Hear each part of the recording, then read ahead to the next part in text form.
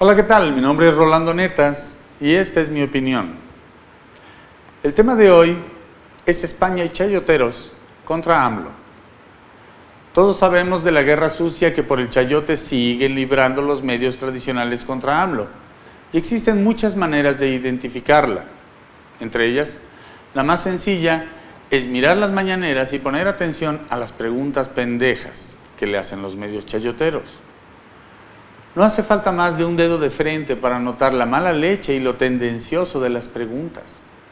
Aún así, seguimos viendo cómo se visten de víctimas para seguir lloriqueando y pataleando lo que como hombres no supieron defender, su identidad y dignidad de comunicadores. Siguen negando y exigiendo por todos los medios que cese el ataque a su profesión prostituida por ellos mismos. En esta ocasión daremos cuenta de los últimos esfuerzos, fallidos por cierto, para desacreditar la imagen de nuestro presidente. Y como en otras ocasiones lo hemos dicho, damas y caballeros, la verdad como la caca siempre termina saliendo a flote, y a veces, más temprano que tarde, se estrella en la jeta de quien quiso ocultarla o maquillarla. Baste mencionar lo sucedido con el analista mexicano Alfredo Jalife Rame, quien fue vetado por Twitter hace poco por incumplir reiteradamente las condiciones de uso de la popular plataforma social. Todos sabemos que la real causa fue haber retado a Felipe Calderón a negar que él dio las órdenes para rescatar a Cemex de su quiebra, usando dinero del IMSS para lograrlo y con la participación de su socio, Enrique Krause.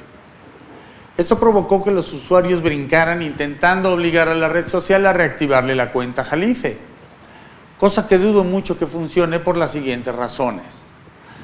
Resulta que quienes están detrás de Twitter son ni nada más ni nada menos que el Banco Mundial, el Banco Goldman Sachs, el Banco Lazard, el Banco Rothschild y el Banco Standard Chartered. ¿Y quiénes son los representantes del Consejo de Administración de Twitter?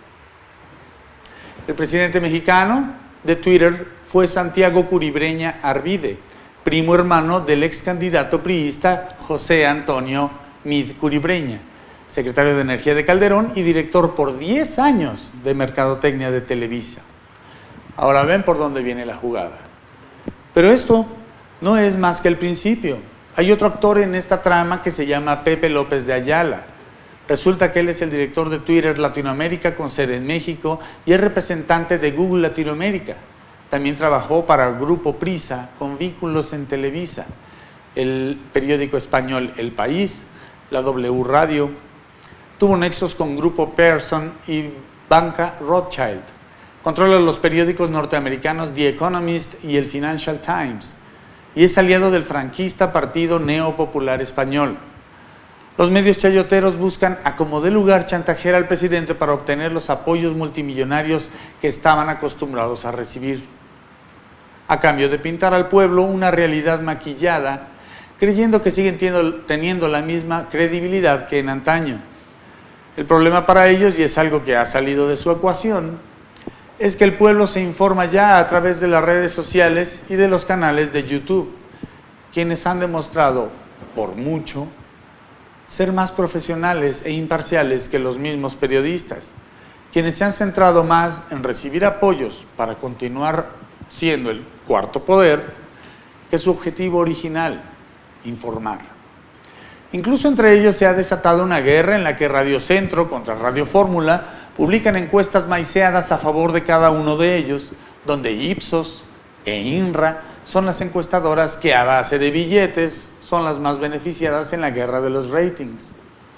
Y en más de una ocasión se han trabado ambos grupos con sus respectivos portavoces a discutir en las redes sociales que si Radio Fórmula recibió 1,045 millones de pesos, mientras que Radio Centro solo recibió 487 millones de pesos, mostrándonos a los ciudadanos una vez más que su único objetivo es la persecución de los recursos públicos. Un caso especial fue el relacionado con las cartas filtradas a España que envió López Obrador. Se sabe que desde España se manejan filtraciones de dicha carta para debilitar a su gobierno.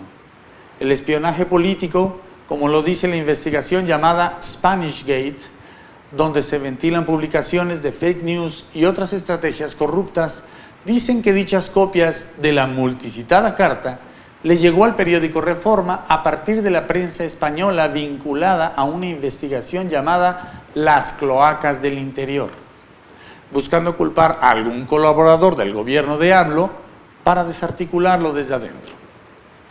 Incluso aquí en México se le estuvo insistiendo a AMLO que se debería investigar porque es un crimen filtrar información sensible desde el interior del gobierno, a sabiendas que la información vino desde España. Esto es muy serio, señores. Hablamos de una publicación, un periódico nacional, prestándose para desestabilizar al gobierno en turno por postrarse a intereses extranjeros.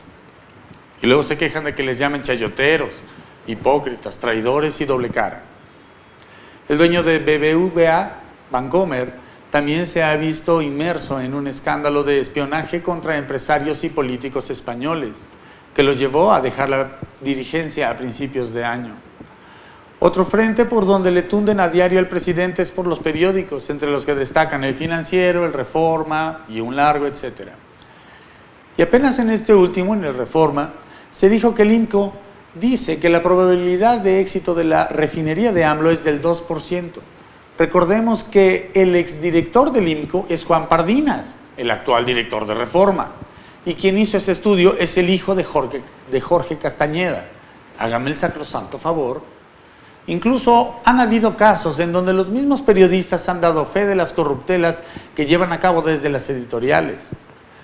Tal es el caso de la periodista Isabel Arvide, quien comenta que la mandaron 2 veces a la cárcel y le quitaron su casa cuando los retenían para presionarlos a decir y actuar a favor del gobierno en turno. Y cómo actualmente los gobiernos estatales siguen pagándole a los chayoteros para que sigan el juego de la guerra sucia en contra del gobierno de AMLO. Por último, los ataques de Jorge Ramos en la mañanera dieron cuenta de la guerra sucia con sus preguntas tendenciosas y marrulleras y sus interrupciones constantes para tratar de cercar al presidente. Ramos decía que el 2019 era peor que el 2018 y que de seguir así, el 2020 sería el peor año de la historia en cuanto a muertes se refiere. Y aquí se hace necesario aclarar algo. Nunca en la historia de nuestro país se había llevado a cabo un seguimiento estadístico del número de muertos en todas las entidades federativas, por lo menos no uno fiable. Por lo que cualquier comparación con cifras falsas es inaceptable. Y es que los números no cuadran. Lo que reportan las fiscalías generales de los estados casi nunca corresponde con la verdad. Y para muestra, la Fiscalía General de Tabasco durante la administración de Gerardo Núñez ocultó 13,000 delitos, acusó Jaime Lastra, actual titular de la Fiscalía. En Ciudad de México pasa lo mismo. Ernestina Godoy descubrió que el gobierno de Mancera ocultó 29,082 expedientes que fueron clasificados arbitrariamente como delitos de bajo impacto. De esta forma se simulaban las reducciones de los delitos de alto impacto. Incluso Ernestina Godoy ha comprobado que el promedio diario real era el doble de los registrados oficialmente. Hablamos tan solo de 2 entidades federativas. No existe un seguimiento real de los crímenes cometidos durante el año pasado, lo que imposibilita no solo a Jorge Ramos, sino a cualquier periodista a afirmar semejante insensatez. Y demuestra al mismo tiempo la mezquindad con que se conducen los periodistas chayoteros. Y ojo, Jorge Ramos se perfila para ser el portavoz oficial de la nueva empresa creada tras la unión de Televisa y Univisión, Univisa. Al final del día, lo que los mexicanos queremos es a nuestro país libre de corrupción. Hemos llegado a un nivel de conciencia social y politización sin precedentes y ya no nos pueden engañar. Tendrá pues que llegar un cambio, esperemos, en el modelo de negocios de la rama de la comunicación para poder continuar vigentes en el ámbito social, porque como dice el dicho, hay que renovarse o morir. Muchas gracias por su atención. Mi nombre es Rolando Netas y esta fue mi opinión.